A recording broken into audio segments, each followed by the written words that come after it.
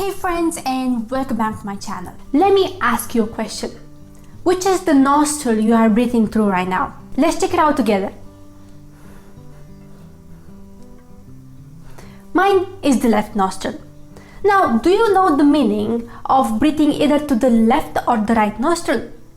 In this video, we are going to talk about the significance of each nostril breathing according to the yogic tests and the recent research papers. To understand this concept better, we need to know about the Swara Yoga and the different nadis. Nadis are different channels in our body which allow for the prana to flow through. They say there are 72,000 nadis in our body, but three are the most important, and those are Ida Nadi, Pingala Nadi, and Sushumna Nadi. Ida Nadi starts from the Muladhara chakra or the root chakra and ends in the left nostril, and that is left nostril breathing. Pingala Nadi starts from Muladhara chakra and ends in the right nostril, and that is right nostril breathing. Sushumna Nadi is the middle. So when you breathe equally through the left and right nostril, then the Sushumna Nadi is activated. Now Swara Yoga, Swara means the sound of breath, Yoga means union. So Swara Yoga is the science or understanding the different breath sounds which allow our psychophysiological activity. Swara Yoga was first introduced in Shiva Swarodaya book, and it says that breathing to different nostril affects different aspects of our body.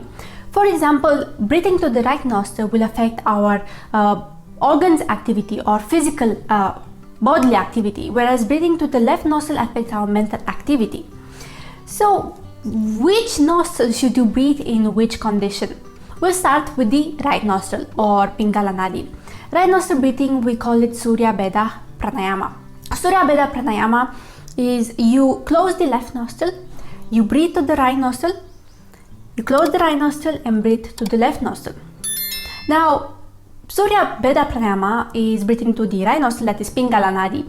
Pingala Nadi is characterized by the sun, the heat, the masculine energy.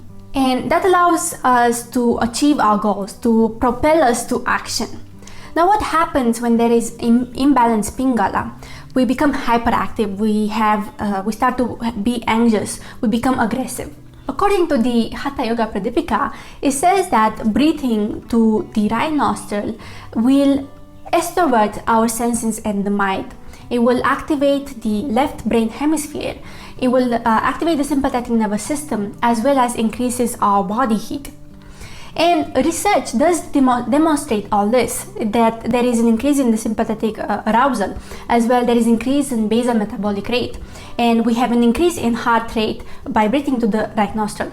And one more thing is that it will reduce the pain. Now, according to the Gyanendra Samhita, it says that breathing to the right nostril, it will prevent the old age and death, and it will awaken the Kundalini. So, when should you manipulate your breath? So you breathe to the right nostril is when you feel lethargic or you need to have energy. For example, you need to go and speak in front of a big audience. You will want to be active, you don't want to be scared, right? So you can breathe to the right nostril. Or in conditions like hypothyroidism or obesity, hypertension, depression, we can breathe to the right nostril. Contraindication of right nostril breathing will be anxiety, hyperthyroidism, hypertension, epilepsy, acidity, peptic ulcer. All these hyper conditions, we do not recommend right nostril breathing. Now coming to the left nostril breathing or the Ida Pingala. Ida Pingala is characterized by coolness, the moon, feminine aspect. It will facilitate meditation. We call left nostril breathing Chandra Beda pranayama. So how we do that? We close the right nostril, we inhale to the left nostril, close the left nostril and exhale to the right nostril. In the yogic test, they don't talk much about the left nostril breathing because it says that it will introvert the mind too much and your body will become lethargic. So you should do this only if the guru will advise you to do it. But according to the modern evidence, we can use left nostril breathing to calm our mind and body. It will activate the parasympathetic nervous system. Left nostril breathing will also promote creativity and aids in healing. What happens if we have imbalanced Ida is we will have self-doubt, we have lethargy in our body, as well as poor self-control. Now, according to the research, left nostril breathing is great for increasing the performance in our spatial tasks. Spatial tasks are the things which require our spatial ability, and that is understanding, remembering, and reasoning different objects in the space, or the visual and spatial relation between different objects.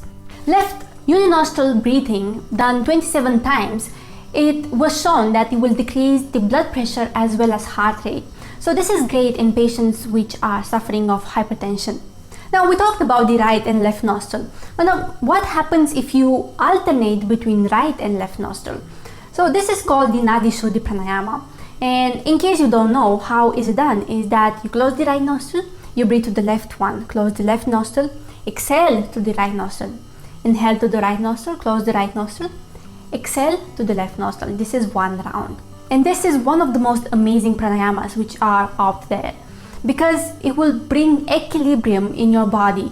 It will balance your sympathetic and parasympathetic nervous systems. It will increase the vagal tone. As well, it will increase our learning ability and our memory. And not at least, research has shown that by doing Nadishuddhi pranayama for 10 minutes per day, it can reduce the blood pressure and the heart rate.